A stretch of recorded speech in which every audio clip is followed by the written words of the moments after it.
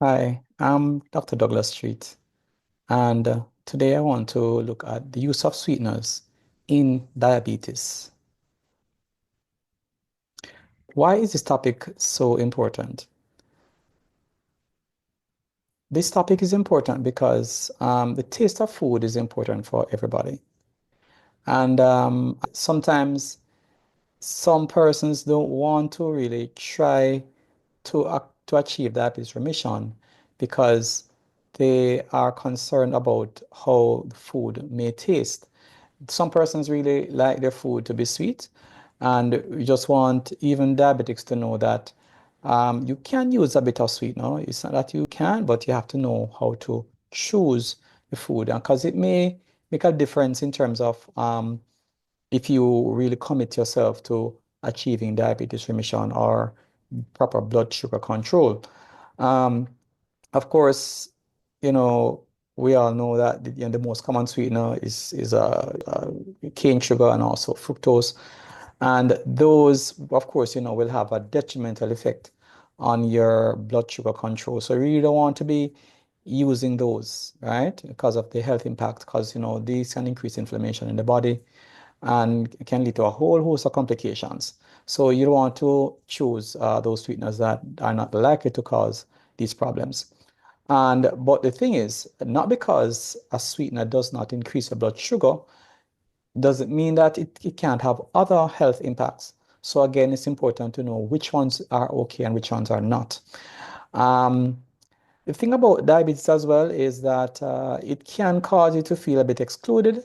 And, we want to let diabetics know that they don't have to be excluded from their family meals because eating is not just about getting food. It's also about spending time with the family, spending time with their friends. And there are ways in which you can do that without having to compromise your blood sugar.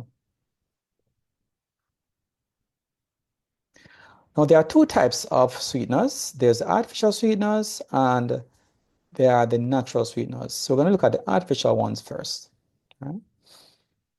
So the first one is aspartame, and this is, a pretty commonly used sweetener. It is synthetic, it is man-made. Some of the brands include Equal and NutraSweet. Even though it's about 200 times sweeter than sugar, it doesn't really have much in terms of calories. And of course, this is good because, it doesn't send up your blood sugar. So so diabetics may find this approach attractive. It's used in low-calorie beverages and desserts, but you must consume it in moderation. Now, one of the significant negatives with aspartame is that it can have a negative impact on your gut health. And and that is important. And this is probably the most important negative associated with not just aspartame, but artificial sweeteners on a whole. With the impact they have on the gut health, it can actually promote the growth of bacteria that can cause the development of diabetes or the worsening of diabetes. So it's not a sweetener which I would recommend to be used on a regular basis. You can do it now and again, but I wouldn't recommend it for daily use, for example. It also can cause headaches, and it's not so flexible in terms of its usage because it is sensitive to heat. So because of that, you can't cook with it, and you can't bake with it. So, um, so you have to keep those in mind. Another popular one is sucralose or regular Splenda.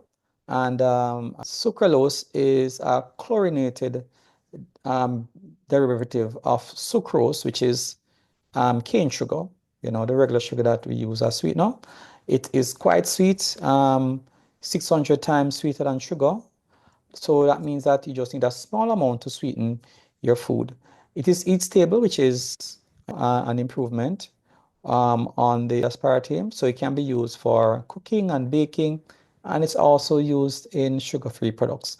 But again, just like the other artificial sweeteners, it can have a negative impact on gut health, can worsen your diabetes over time, or it can even cause the development of diabetes in persons who don't have it. So again, that's something that you have to keep in mind. Of course, it's not a guarantee that this will happen. This is a possibility.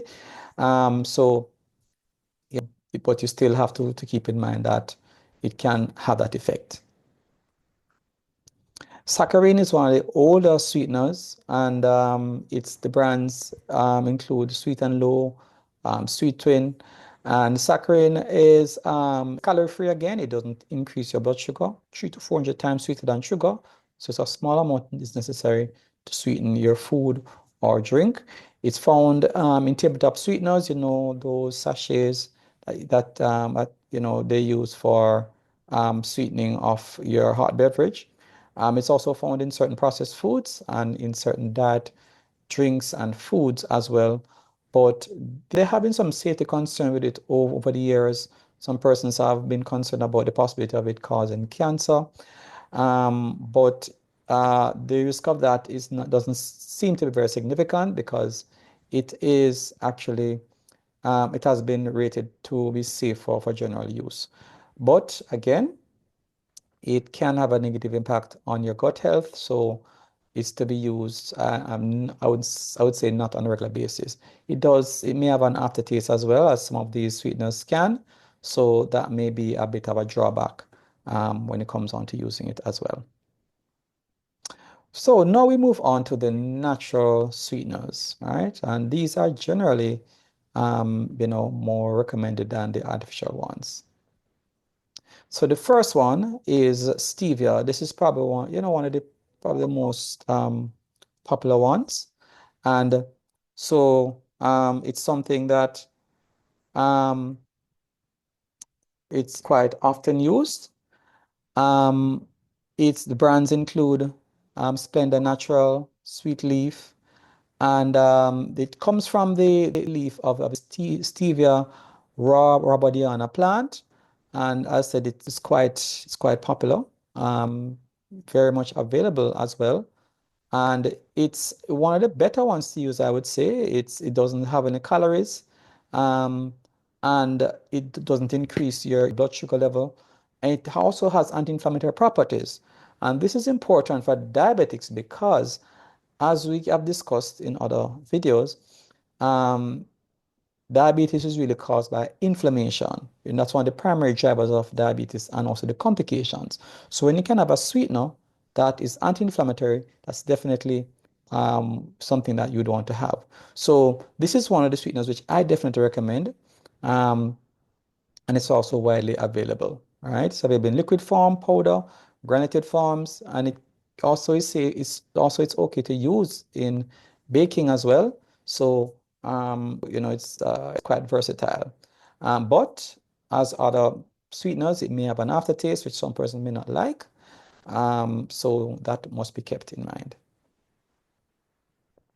Erythritol is another fairly popular, sweetener, natural sweetener. It's a sugar alcohol, and it's actually found in fruits and, and in some fermented foods. One of the brands is Zeros, and again, it doesn't have any significant calories.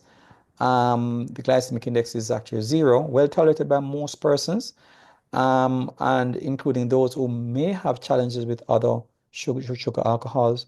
And it's commonly used in baked foods and drinks as a table sweetener as well. So it's quite useful for diabetics. But the negative effect is that it can cause some cooling in the mouth, and despite the fact that it's less likely to cause digestive issues. It still can. Some persons still don't really tolerate it well. So it can cause some bloating also. Right. So another one is xylitol. And xylitol is another sugar alcohol, which is derived from birch wood or can be obtained from corn as well. Some brands include birch sugar and miso xylitol. The benefit of it is that it's a low glycemic index sweetener, so so it doesn't really increase your blood sugar, um, and it can actually reduce the risk of dental cavities as mentioned here. It's used in sugar-free gum and candies and can be used in baking. but the negative effects that it can have, it can be quite toxic to your pets. If you have any food which contains a little, you don't want to be giving that to your cat or to your dog. It can also cause bloating, so that is something to keep in mind as well. And there's monk sweetener. This is another popular sweetener. It's obtained from the monk fruit, which is a small green melon native to Southeast Asia. Um, it comes under the brand Splendor Monk Fruit Sweetener. And the benefit of it is that it's calorie free, so it doesn't affect the blood sugar, and it contains antioxidants. It's another sweetener which contains antioxidants, so it can be useful in reducing inflammation in diabetic persons. It's available in liquid and powder forms, and it's also used in various recipes. The cost is maybe, a drawback to it, and it, as other sweeteners, it may have an aftertaste. So, but it's something to consider if you're okay with the taste of it. Allulose. Now, this is one that has undergone a lot of research, and I would say it's right up there in the, I would say, top five, if not number one, in terms of the sweeteners that can be used in diabetes. And I'll explain why that is. The scientific name is D-cyclose, and it's a rare sugar found in certain fruits like figs and raisins. Brand Splendor Allulose sweetener. And the glycemic index is zero, of course, so it doesn't raise your blood sugar. But the one of the things about this particular sugar or sweetener, because it actually is a sugar, is that it actually competes with the sugar that we get in our food. So not just does it not increase your blood sugar, it actually can slow down on the absorption of the regular sugar that we have. So it can actually improve your blood sugar and also your fat metabolism. And it also said it also reduces the inflammation. So this is one of the best sweeteners that is out there. It can actually improve your diabetes. Not just does it not make it worse, it can actually improve it. So because of that, I would say this is one of the best sweeteners that you can get out there. It's used in baking, beverages, desserts, and syrups. But the drawback with it is that it's not so readily available. You may have to look at the more established, grocery stores and so on to find it. And it's also a bit expensive. But if something that you can get and you can afford, definitely this is one that I would say that you go for. Prunes can also be used as a sweetener. Prunes come from dried plums, and even though prunes are sweet, they don't really spike your blood sugar that much. It's also high in fiber, and it's very good for reducing inflammation inside the body. And because of that, it can benefit you in many other ways. Even the strength of your bones can improve with using prunes, even though it's not a significant source of calcium. Just by reducing the inflammation, that can lead to strengthening of the bones. It also has certain minerals and vitamins, so it's something that you can consider. But um, you have to be careful about the amounts, because even though it doesn't have in much sugar, it does contain some sugar. So you have to use it in moderation, right? Um, can be used to sweeten your breakfast, especially if you blend it. It can also be added to your pancakes, can add to your salads and your sauces. But as I said, remember, you have to really be moderate in how you use it because of the sugar content. Agave is another one which is used sometimes as a lower glycemic index and regular sugar, and it can be used for baking. There are a lot of different brands of it. It's also used in beverage, your desserts, sauces, can be used as sweetener for your breakfast, like your pancakes and your porridge. The negative aspect of it is that it is high in fructose, and so fructose is not something that you really want a diabetic to be on long term. It does improve on your blood sugar control, you know, other than when you use regular sweetener, but it may have long-term effects because it may reduce your insulin sensitivity, which is one of the issues behind the development of diabetes. So again, I would really use this on a regular basis, now and again, because of the high fructose content. Yacon syrup is also av available to use. It's obtained from the roots of the yacon plant, which is found in the Andes Mountain, low glycemic index, and it is high in phos, which is a soluble fiber.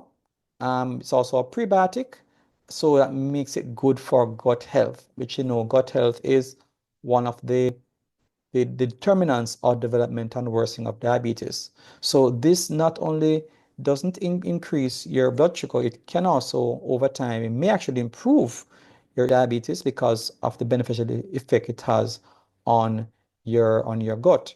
Um, it's one of those sweeteners we definitely recommend, but it's not calorie free. So again, you have to use it in moderation. It can be used for baking, cooking, and also as a breakfast sweetener. But it may not be so widely available. So you may not be able to access it because of that.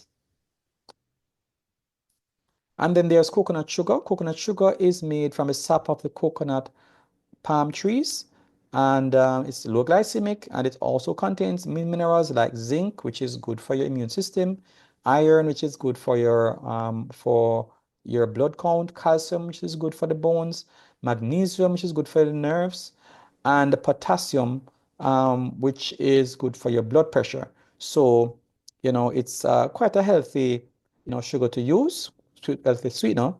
And so, but again, you have to use it in moderation. It's not calorie free, and it can be used the same as how you use your agave. I would say this is probably a better option than the agave, but you may not find it so readily as the agave. So these are some sweeteners that are available for diabetics, and but make sure that you choose the best ones. And I would say the best ones would be the natural ones. The monk fruit is very good, definitely highly recommended. Stevia is also one that I highly recommend.